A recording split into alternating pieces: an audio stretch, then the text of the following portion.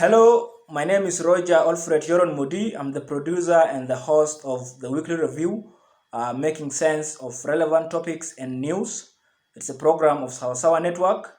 As many of you already know, Sawasawa Network tagline is elevating discourse while amplifying voices of ordinary South Sudanese doing extraordinary things to build peace and community in country and the diaspora. Joining me on the show is an independent content creator, Nyibol Racheal. She's a blogger and a YouTuber doing very extraordinary things, which we shall be talking about soon, including what inspires her to do what she's doing for South Sudan and the world, and how other young people and other members of the general public could be inspired to be good humans to start doing something for the common good. Nyibol Racheal, welcome to the weekly review. Thank you, Alfred.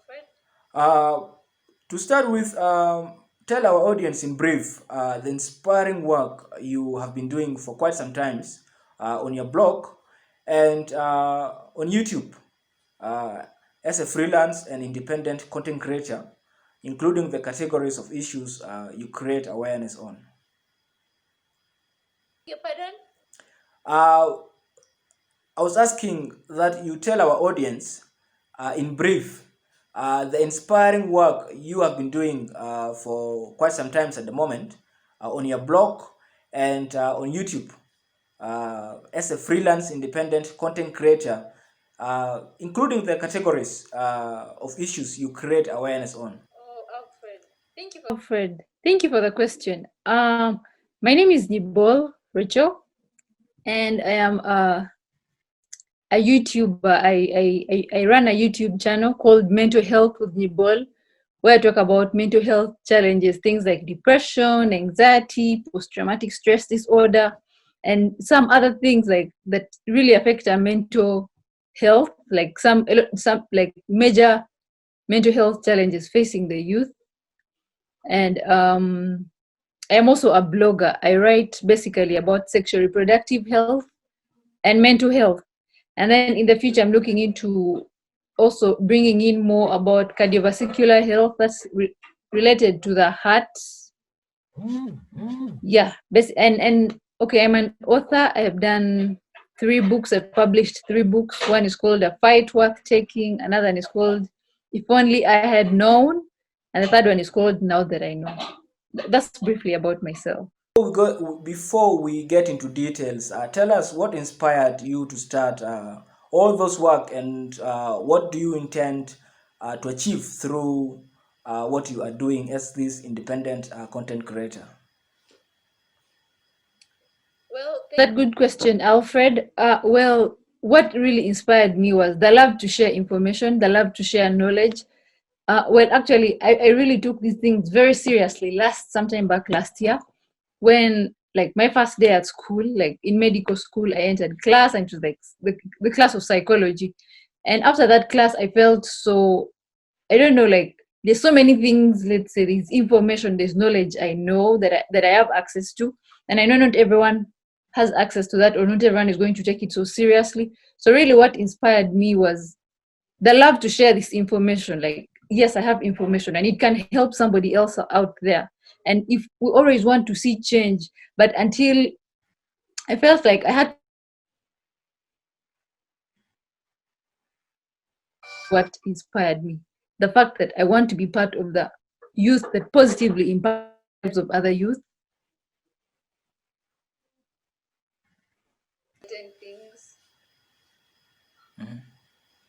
And now tell us, in your view, from the feedback you have been getting, what are your major work that have been of greater benefit to South Sudanese and the other audience around the world? Thank you so much for that question. Well, most of the feedback I have been getting is usually from social media, especially Facebook. I remember there was a time I posted about sexual reproductive health, and on my Facebook page, I posted about the theory of virginity. And then I think that was like the most, that was like the post the most shared post I had ever posted. Like people shared it so much, and you could tell it had created impact because there was this particular guy, I won't mention names. There was this particular guy who was like, well, I have been having misunderstandings with my wife and all this, and now you post as like sort of disapproved me. I think I was wrong and all that. And then sometimes when the moments when I posted about like STIs, and then people like get into my inbox. You know, sometimes people are afraid to comment on the major post because they're afraid of what people will say. And then people are saying, "Oh my God, that has literally been me. I've been suffering from this, and I didn't know what to do." And then we began to have one-on-one talks. Like I began to help them, and most of them were ladies. I think, yeah, they were ladies, and I think most of the help, most of the things I have, most of the feedback has come back from Facebook, and then on YouTube, it has been about people dealing with mental health challenges. There was a time I did a video on post-traumatic stress disorder, and then this guy reached out and was saying he was dealing with the same things, but he had no idea it was actually a problem. But actually, So basically, that's it. the articles you've been writing on the blog, they covered a lot of topics. So, like you mentioned about the issue of this issue of virginity, but there are several others that I also read there. So maybe you talk to us a little bit about some of those that are also people found them very important that you could remember. I beg your pardon? I'm saying some of the articles you posted on your blog are on different topics. They some of them are also very important than they also very important like the article you mentioned right now. But maybe you elaborate a little bit about them and tell our audience also how what kind of topics you also touch. Okay, so I think I'm going to talk majorly about that. There's one article I did on my blog at www.nyibolracheal.com and it's about who determines the sex of your baby, who determines the sex of a child. And in this particular article, because in South Sudan, usually when a woman keeps giving birth and all the time she's giving birth to daughters, people tend to blame her, like communities, like, okay, not really community, but let's say her husband or her husband's family. Usually they are so quick to judge, to say, oh, she's only giving birth to girls, oh, I need a son. People make it feel like it's actually a crime to be a girl, or it's not something so important. But in that blog post, I look into who actually determines the sex of a child, because you see, as two adults, uh, during, let's say, reproduction, the formation of a child, basically, like you both contribute. The guy brings the sperms and the lady the egg, but what actually determines the sex of the child is what sperm the guy brings. Sometimes, because there are two types of sperms, it can be okay, it's just that they're going to be very big medical terms. Okay, but in our bodies, in our cells, we have things called chromosomes. Now, chromosomes are the ones that decide that build up to become cells and all that. So a woman only has X chromosomes. A woman has two X chromosomes, and a guy has one X chromosome and one Y chromosome. Now, as a female, females are made up of two X chromosomes and males of one X and one Y. So what that means is a woman will only bring forth her X chromosomes, what she has. And a guy will either bring X or Y. So if the guy brings X, they get a daughter. If the guy brings Y, they get a son. But most times we see people trying to blame the women. She's only giving birth to girls. She's this and this. But it's the guy who actually decided. Okay, not they didn't consciously decide, but it's them that decide. Like, Well, from all the work that you've been doing, you've been doing it at your own initiative. You started it as your own initiative. You are freelance, and why do you think it's necessary to have good citizens and good humans who, despite sometimes doing things at their own initiatives, they do good for their people and the people around them and other people also around the world. Uh, why do you think it's that necessary? Why do I think it's necessary? For what?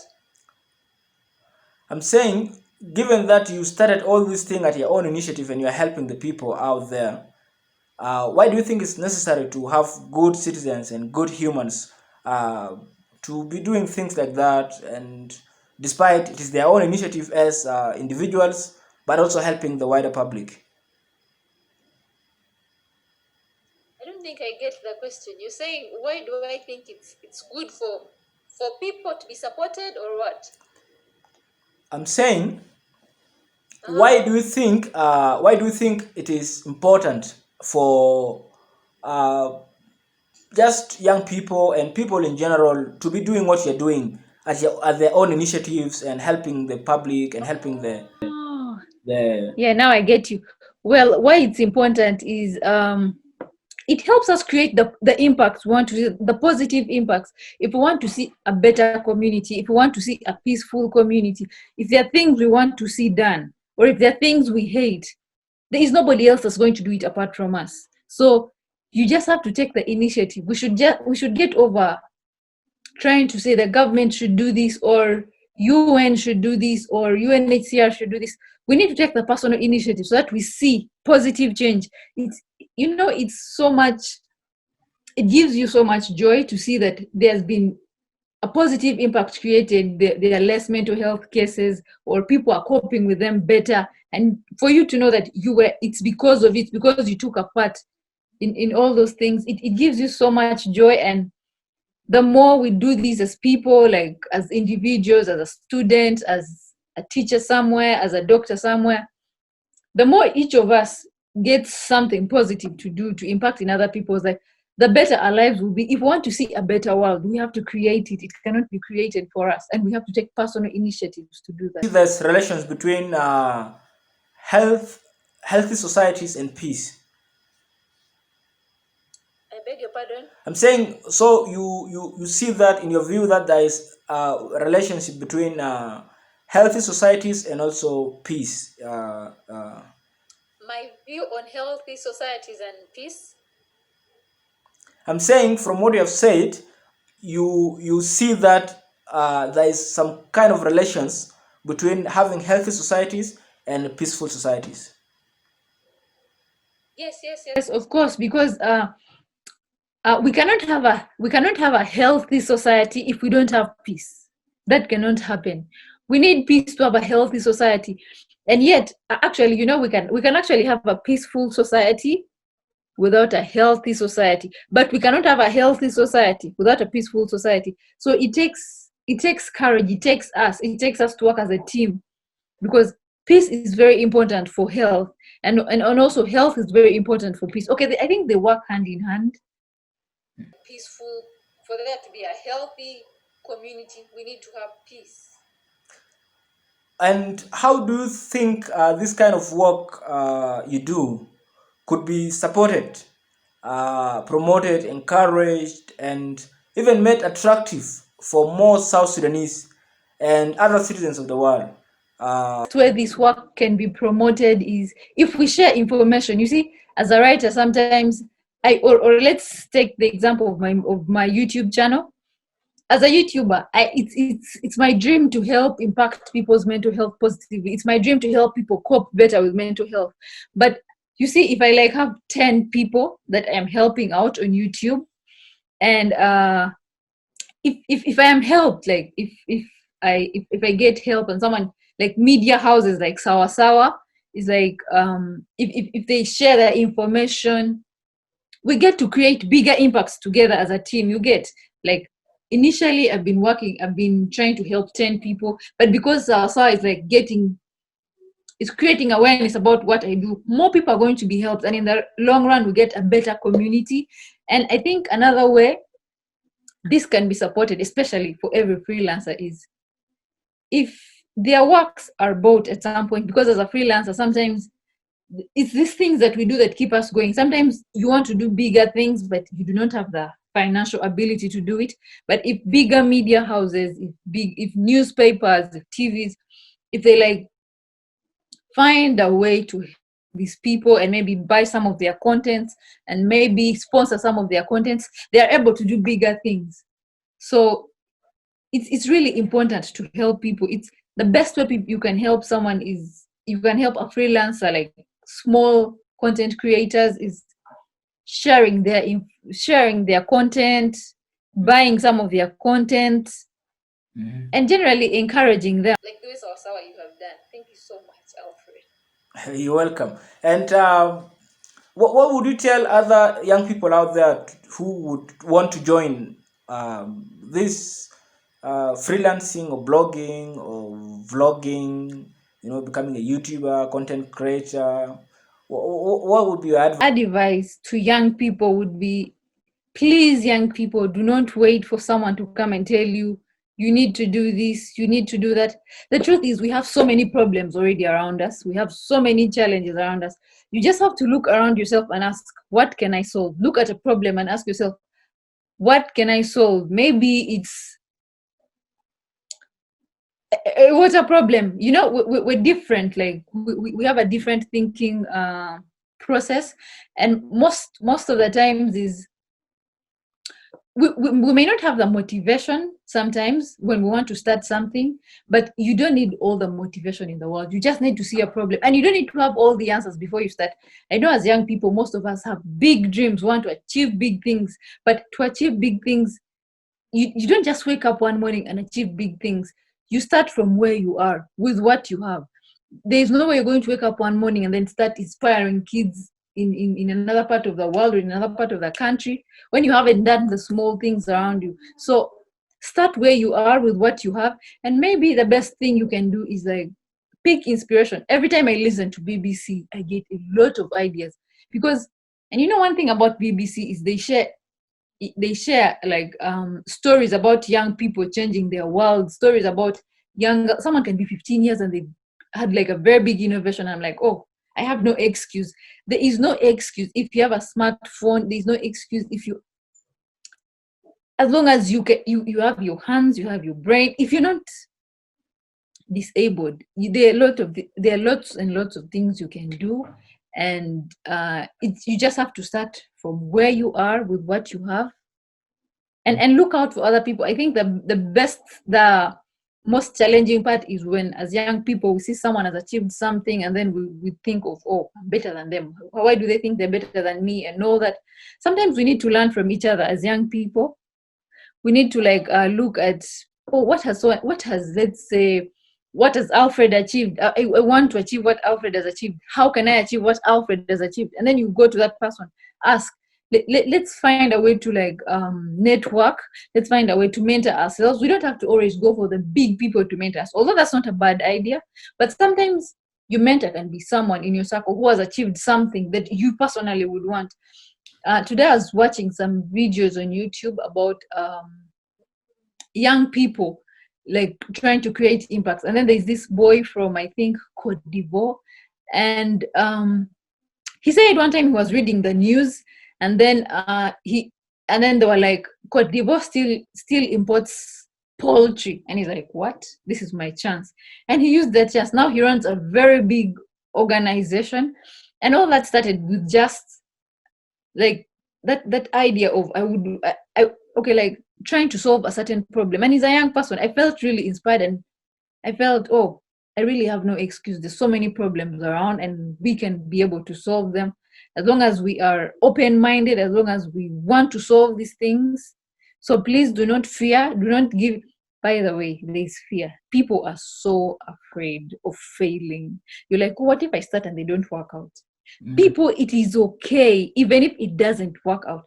The thing is, you don't go with all the answers when you're starting something. Mm-hmm. So do not give in to fear. Actually, you see, I've done so many things. Before I actually started writing, I started with I was baking. Actually, in high school, I was crocheting. I was making scarves and selling them to my classmates. And then I started baking. And then I started okay, I've done so many things along the way, and every time I tried something and it wasn't mine, I'd be like, oh, that's not for me. Let me try something else. Like that. There's no way you're going to know what you're good at if you're just sitting down and hoping, oh, I'm going to find out what I'm good at. None of us knows our purpose. You see how everyone tells us, know your purpose, know why you're here. You cannot know your purpose when you're seated. You can't. You need to get out there and start doing something. try. You have to start doing something. Yes? You have to start doing something. Yeah, you have to start with something. And finally, as we conclude, where do you see yourself in 3 to 5 years in this journey of mental health and your target generally as a content creator, blogger, and vlogger also? I think in the next 3 to 5 years, I hope I'll be able to like create a mental health, let's say, facility where we can help more people. Like, because right now I'm just working on YouTube and then on the blog, but sometimes certain mental health conditions need you to be one-on-one with the person. So I see myself maybe creating an organization, a mental health organization, so that we can be able to help more people, and then employing more youth. We have a lot of issues with unemployment. So if I like start a mental health facility, I know, and I hope that I'm not segregating against the adults, but I hope to majorly employ the youth, because I want it to be a mental health thing about the youth. So that's where I see myself. And then yeah. What else? What did you say again? Just general about your blog and your blog also, just being a content creator and yeah. Blog. Well, I hope to like create further content like that really helps people, and that I solve something. I impact people's life positively, especially on their mental health and sexual reproductive health. I haven't been speaking much about sexual reproductive health, but it's something we need to talk about more, because we've been silent about it for so long, and like we need to break the silence. We need to talk about things like sex openly, because you see, the moment we don't we don't talk about things in public, and then young people do not even know like some of the consequences, the negative or the positive parts of these things. And then people go out on their own to try out that thing they're not being told. So you see, when you come out and tell people, you know what, when you sleep around with people, you're going to get HIV, you're going to get unwanted pregnancies, and then you're going to get, you discuss, like you have honest conversations. It helps.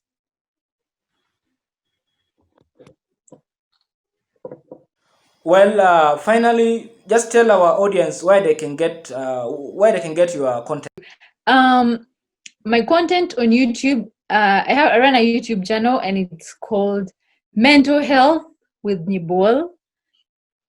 So yeah, you can get my YouTube content there. And then the blog, where I blog, where I share the information, it's you can find me at www.nyibolracheal.com.